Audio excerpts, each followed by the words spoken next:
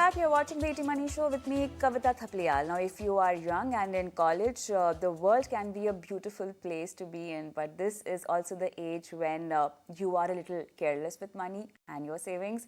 You are more prone to making financial mistakes and falling in traps. Now, on the ET Money Show, we will tell you how you can avoid making such mistakes when you are in college. So, let's bring on board Misbah Baxamusa, CEO, NJ Wealth. Misbah, good evening and welcome to the show once again. Always a pleasure to have you. And today we are going to talk about a very important topic as to how certain mistakes, certain financial mistakes should be definitely avoided by college students. But before that, let me start with you. How were you as a college student? The kind of mistakes that you'll be pointing out today, did you also land up doing or were you aware already? Very honestly, Kavita, the mistakes which I would actually tell the youngsters not to make, I may have probably done the same mistakes when I was in the college. Okay, Uh, but to be very honest, those were the times where the awareness level definitely. or the Yeah, mediums of communication available to us was also very right, less. So right. I think the times are very different from Sure. what things were there around 25, 27 years before. All right, so let's be a helping hand and a guiding light to all the college going students. So, which is the first mistake that you would want to point out or highlight?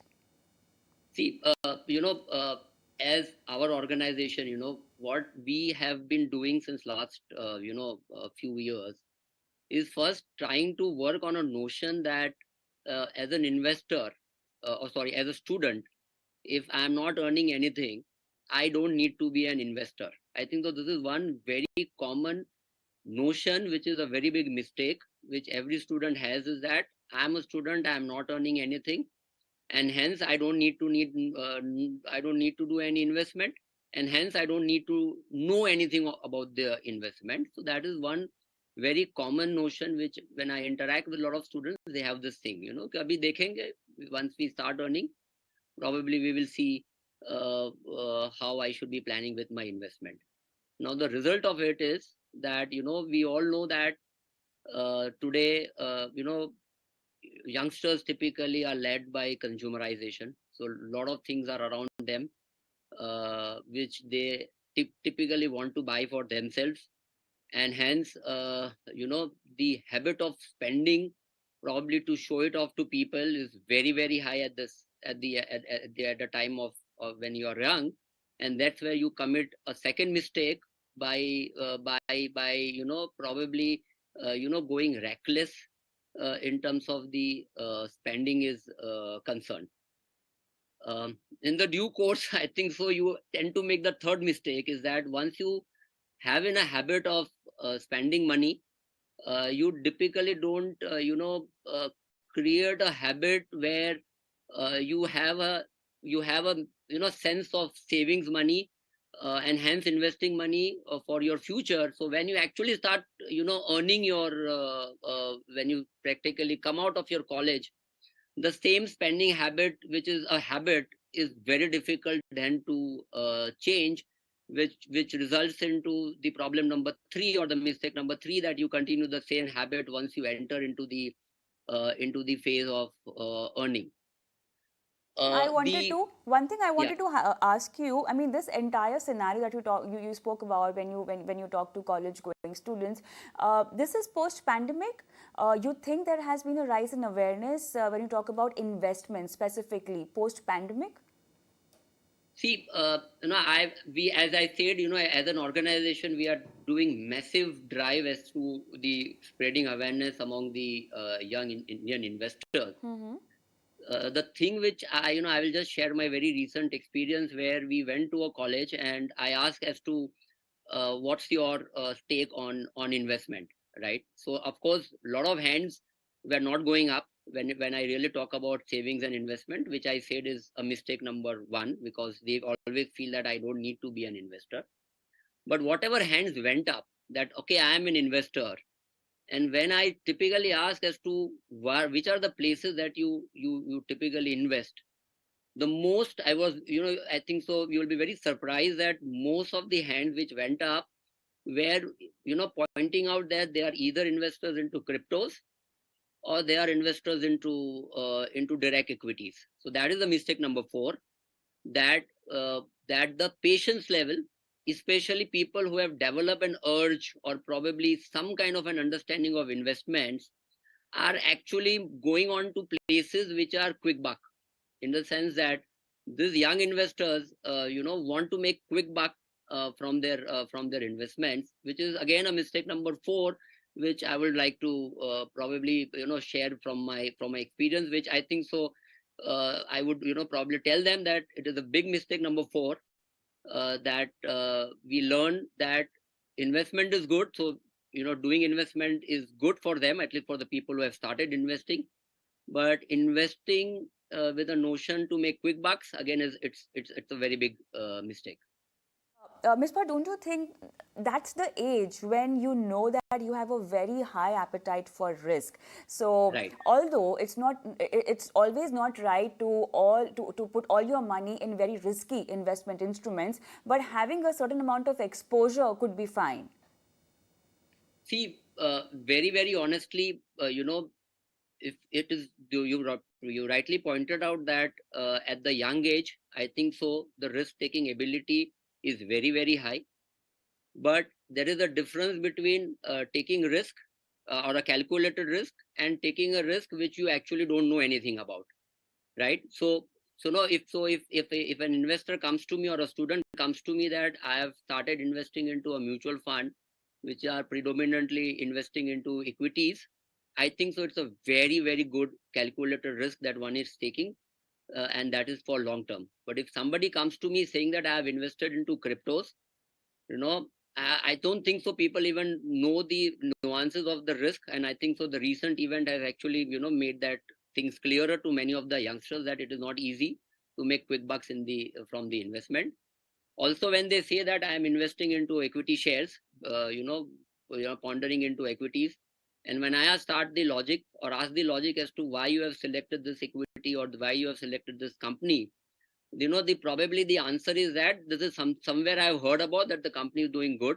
I don't think so that's making any sense for a young investor to ponder into, unless and until you are highly educated. Of course, if you have a very very good knowledge about equities, and very good processes that as to what are to be followed to be investing into equities, that is fair, and that's fairly agreed. But I don't think so by and large a lot of investors understand it. So we always say that end of the day, we teach that the age is very right, where probably you need to start investing from your pocket money. Because if you start understanding the meaning of saving money at the right age, which will result into spending sensibly, from whatever money has been allocated to you, you save some amount, so your habit of savings become better. You put it out that money into the right asset class, which is of course equity for them, because they have a very long period of time available for them to invest, and then they do some systematic investments. I think a lot of learnings they would get over a period of time. That's what we generally educate them. One more thing you have in your list, that is taking large education loans. Now, how is Right. that a mistake? See, it is again, it is not a mistake, I would say. But what I typically want to tell Kavita is that many a times people, taking a large education loan without understanding that at some point of time I have to repay back. A loan per se, you know, we always teach people not to leverage a lot, or whatever you do a sensible thing in your life. So many a times, if you take a large loan without understanding the fact that I have to repay over a period of time, and if things don't go right after completing the education, right? So the general expectation is that when I'm taking a loan, I am in a position to repay it back, to the loan company. But if things don't go right in what you have really planned, I think so it can be a big setback in the initial days of his career. And that is something that one should be very, very clear about, that if you are taking a large education loan, you have to really think that things are then coming onto the right path. If your calculation goes wrong, say for example, you are not getting the right employment, or your employment is getting delayed for a longer period of time, or it is not getting enough remuneration to pay back the loan, I think so that would be the first big setback which a student can go through his life. So that's what my intention was, that loan is not, I think so it's all about planning. So if your parents have probably planned, probably things are much easier. So you need to take those things into consideration before you plunge into taking a very big education loan. One last question. Now, you've said that you should save from your pocket money and start investing. Now, what's the minimum amount are we talking about? Because saving from your pocket money can be difficult for a lot of students. See, fortunately for us in mutual funds, even a 500 rupee is allowed as an SIP investment. So very small amounts are possible in mutual funds to start an SIP. So a vehicle like mutual funds allow you to save the minimum of the possible amount that you can save. The point which we are trying to tell to the student is that once you understand the importance of savings, and you understand that this much of money I need to commit for my investments on a regular basis, this is a habit that you cultivate.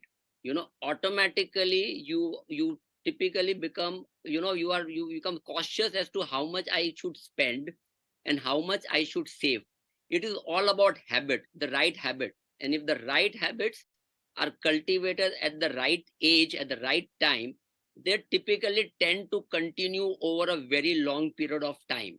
So that's what I wanted to say, that if I don't know, I don't have cultivated a habit of spending, especially at the time of the college times where my motivation to spend is very high, this habit tends to continue even when you start working.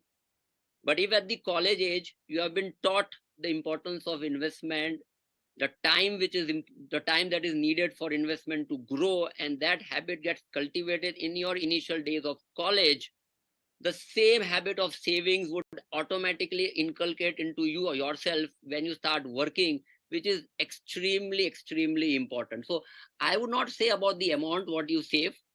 I think so the point which we tell to the student is that you should start cultivating the habit of saving money and then investing into the right vehicle at the right time, so that the habit continues for a longer period of time. So that's the crux which I'm trying to say. That's a takeaway for all the college-going students. These are the mistakes that you should really keep in mind. Form good habits and, most importantly, discipline in your financial investments. Thank you so much, Misbah, for being on the show and guiding our viewers on this today. Thank you very much.